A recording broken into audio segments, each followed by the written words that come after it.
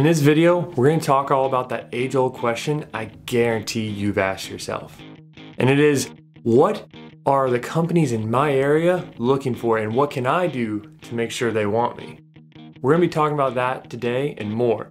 Stay tuned to the end to learn about exactly how you can get there and how you can analyze the results, what I'm going to tell you to do. If you like today's content, make sure you hit the subscribe and notification bell to get more of it in the future. And comment down below if you have answered the question of what companies are looking for in your area. My name is Jason Humphrey. I help aspiring developers who are struggling with their dev careers by mentoring them through the processes that will ultimately make them successful.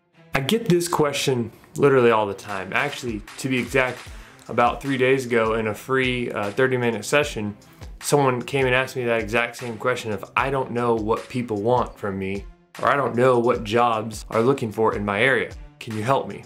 And hell yeah, this is how. Pay attention. What we're going to be doing today is a market analysis, but one that will actually give you the answers you're looking for. So make sure you follow along and you do everything I'm asking, because by the end of this video, it'll have huge payoff for you.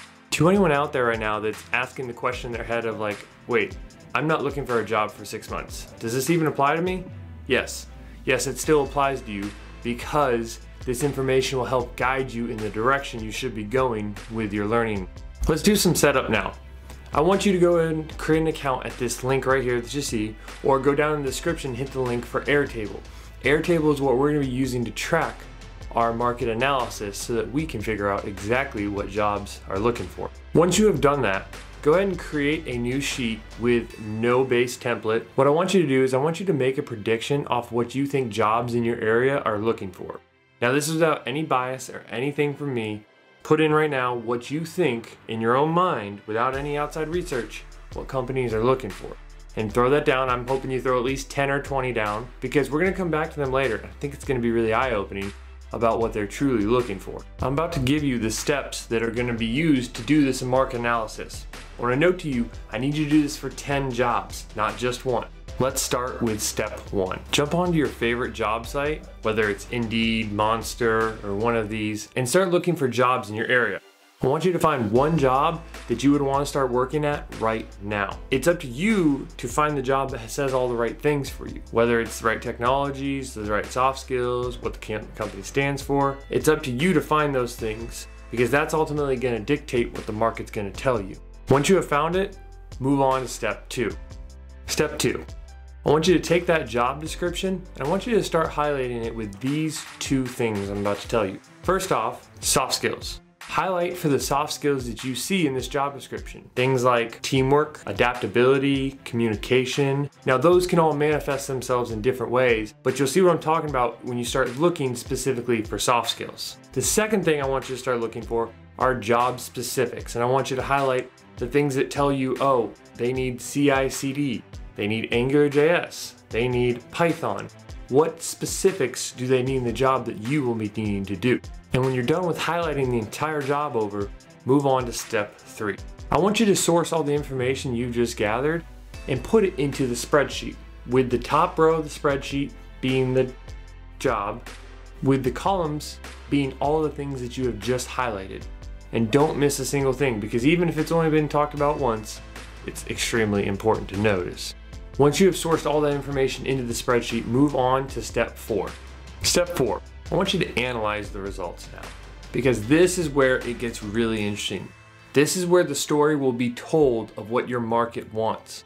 It'll also tell you the direction of what you're looking for.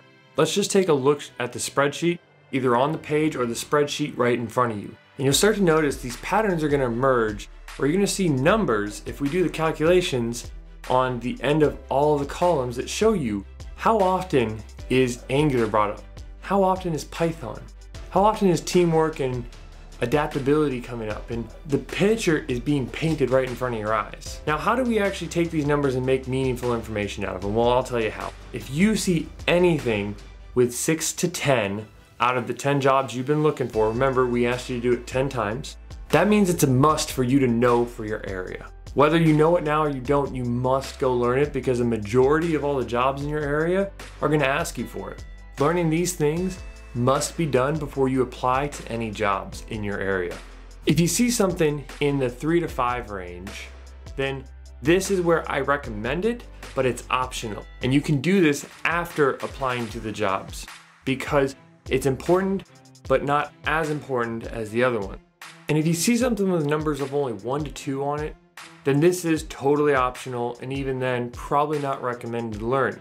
But you must pay attention to the payoff. Is there going to be payoff if you do it? For example, if you have a job lined up for an interview and they are asking for one of these 2 things, could you start to learn it right away? Is there payoff there to potentially get a job with them?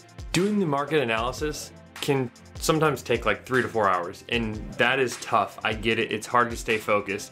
It's not uncommon of me hearing about students that, this is just taking me a bit longer, it's a bit dry, it's a bit harder. I get that, but I'm gonna tell you this, your success can hinge on it, because if you don't truly know what your area is looking for, then you might not be going towards the right things. The results of what this can do for you can truly lead you in a direction that will be insightful and impactful into your learning.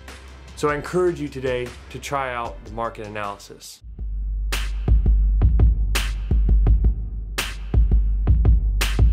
Don't let me let you think, I forgot about the prediction. I want you to pull up what you predicted now compared to the numbers you see in your spreadsheet. Because I bet you anything, they're gonna be different. Yeah, you'll maybe get Angular right because that's what you were ultimately gravitating towards, and you might get Node.js right because you were gravitating towards that as well. But I bet you're gonna miss a lot of the soft skills they were talking about. I bet you didn't know that. I also bet you didn't know some of the jobs were really asking for CI/CD a lot, or maybe some Golang, or maybe some Python on the side, or some Java services. You never know what they're truly gonna ask for until you actually see for yourself. If you like today's content, give a thumbs up, hit the subscribe and notification bell, and comment down below if you've done your market analysis and would like some feedback on it. Because I think that might actually be some great YouTube content to talk about what people actually are seeing in their areas and to put it on this channel to help you out. And ultimately, if you want some one-on-one time and you have questions about things like this in the marketing analysis, then schedule some free time with me down below. We'll sit down and actually have a chat about your results on what you saw in your market analysis today.